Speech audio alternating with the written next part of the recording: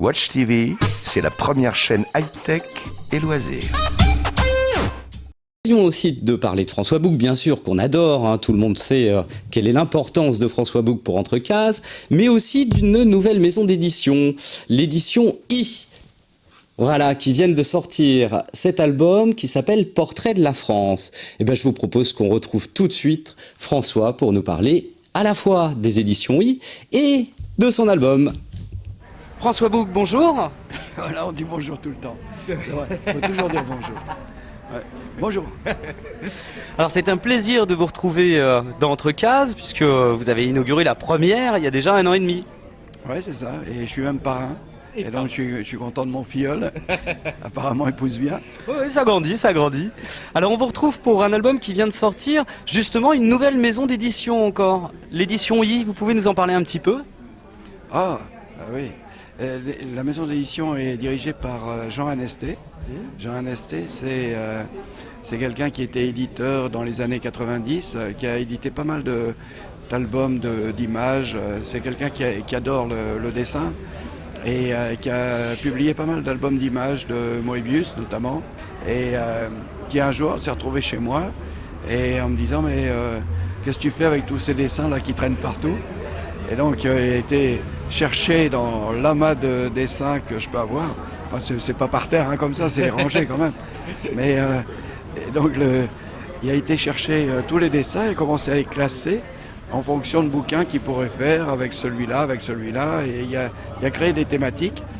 Et ce premier album, c'est le premier album des thématiques qu'il avait choisies et puis qui tombe en fait assez bien avec les circonstances politiques dans lesquelles on se trouve. Et donc il s'est dit bon, on va sortir un album comme ça peut être rigolo pour ce moment. Alors justement le titre étant Portrait de la France, la première de couverture, on peut en parler un petit peu, hein, je vais la remontrer à l'écran, c'est une lepénite aiguë. C'était un dessin que j'avais fait, c'était pour un journal qui à ce moment-là avait comme article la montée du Front National, ce qui est toujours en train de se passer. Et qui voulait donc voir illustrer cette montée du Front National. J'avais fait une Marianne défigurée par une monstruosité tuberculeuse qui symbolisait le Front National. Alors est-ce que c'est important justement pour un artiste de s'intéresser un petit peu au débat public comme ça et d'intervenir, d'avoir une vision ? On n'est pas obligé d'être intéressé par ça, mais il se trouve qu'on est quand même très sollicité. Il suffit d'ouvrir la télévision pour être sollicité par tout ce qui se passe. Que ce soit d'ailleurs des problèmes politiques ou sociaux ou internationaux de tous ordres, écologiques. Donc tout ça mobilise quand même l'attention. Et la manière qu'a un dessinateur de pouvoir réagir, c'est de dessiner. Donc au bout d'un moment, comme on en a marre, et puis qu'il y a des supports aussi qui le permettent, que ce soit des blogs, que ce soit Facebook, des choses comme ça, on peut se permettre de faire un dessin et puis de le mettre et de le donner à voir aux gens. Et donc je me suis dit, tiens, après tout, puisque j'ai des manières de réagir un peu humoristiques, autant détendre l'atmosphère et pas de rendre encore plus pathologique avec des dessins pathologiques, mais au moins de trouver des voies pour tourner en dérision ou sous forme d'un humour un peu caustique ce qu'on voit. Je me suis dit, je vais faire un dessin. Ce qui fait que je passe le matin, je sais pas, une demi-heure à regarder les informations. Et en regardant les informations à la télé, je me dis, ah ouais, non, ça c'est pas possible. Ah ouais. Et il y a une idée qui m'arrive, je la fais tout de suite. Je la mets en couleur un peu plus tard, mais je la fais tout de suite, presque encore avec les images sous les yeux. Et je mets soit sur le blog du Monde, soit sur Facebook. Donc je m'amuse comme ça. Et je trouve que c'est intéressant parce que ça permet d'avoir une utilisation de ces réseaux sociaux qui soit peut-être moins puérile que de mettre des chats là, ou bien une fête familiale ou amicale. Donc je trouve que ça peut être utile à ça. C'est un vrai travail de dessinateur de presse en fin de compte. Oui, mais c'est quelque chose que j'aime bien. J'ai commencé comme ça. Hein. J'ai commencé en faisant de la caricature pour des journaux politiques. Et d'une certaine manière, c'était une contrainte.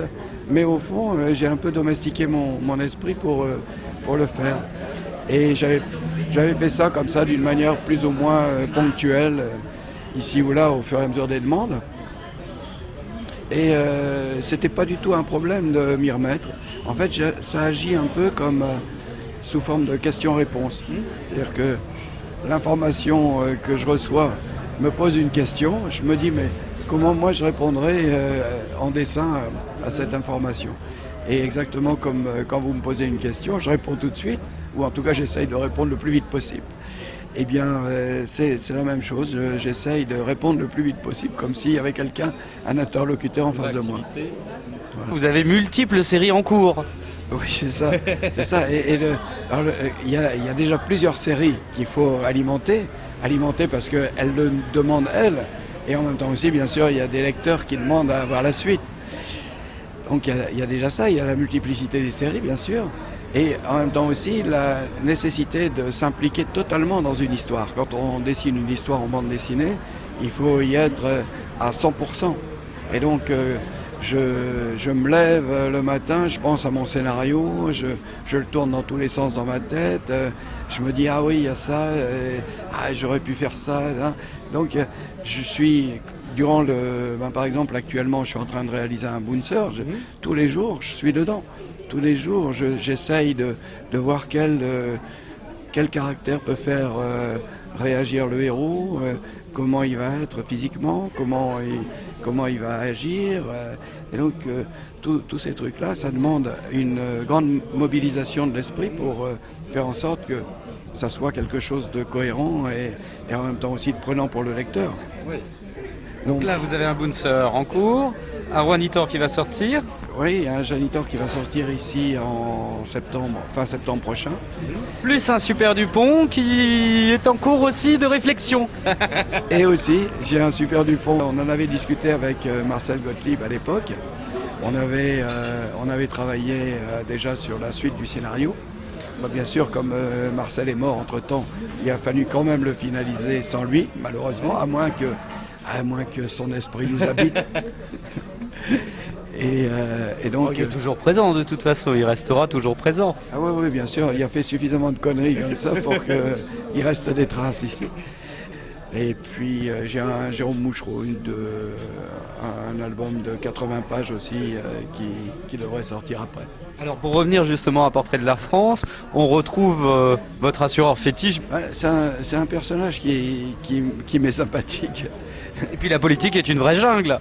Aussi, qu'on est dans une jungle darwinienne en fait. Et donc on ne sait plus très bien où s'arrête l'évolution. Mais elle est à la fois évolution, mais en même temps aussi dévolution. Elle peut aussi s'involuer elle-même.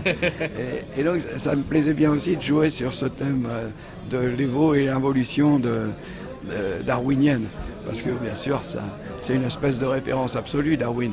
Mais on le voit toujours que dans un sens, comme si on allait toujours vers quelque chose de plus évolutif. En fait, c'est pas forcément de plus évolutif.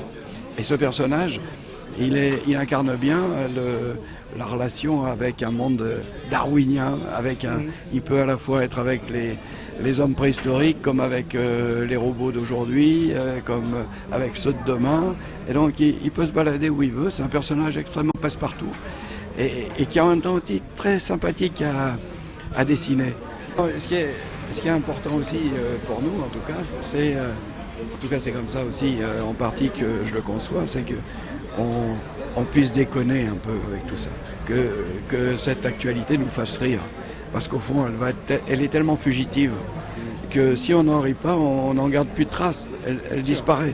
Et en fait le seul moyen peut-être de garder une trace, c'est d'en tirer des éléments humoristiques et dont on puisse en rigoler. Oui, puisque vous abordez un peu tous les thèmes là, des binationaux, au mariage pour tous, au sport aussi. Oui, tout ce qui me tombe sous les yeux, ça me plaît de... Bien sûr, c'est les plus excessifs qui sont les plus intéressants, bien sûr. Quand il y a une défaite du rugby français, alors là, c'est une catastrophe nationale. C'est jouissif de faire un gag là-dessus. Quand c'est, je sais pas... un homme politique qui se casse la gueule, comme on a vu se casser la gueule Fillon là, ces derniers temps, et comment il essaye de remonter tant bien que mal en essayant d'éluder tous les problèmes qui sont les problèmes, et ces problèmes qui le mettent en cause. Sacrée source d'inspiration, là, il y a une grande comédie. C'est trop rigolo, quoi.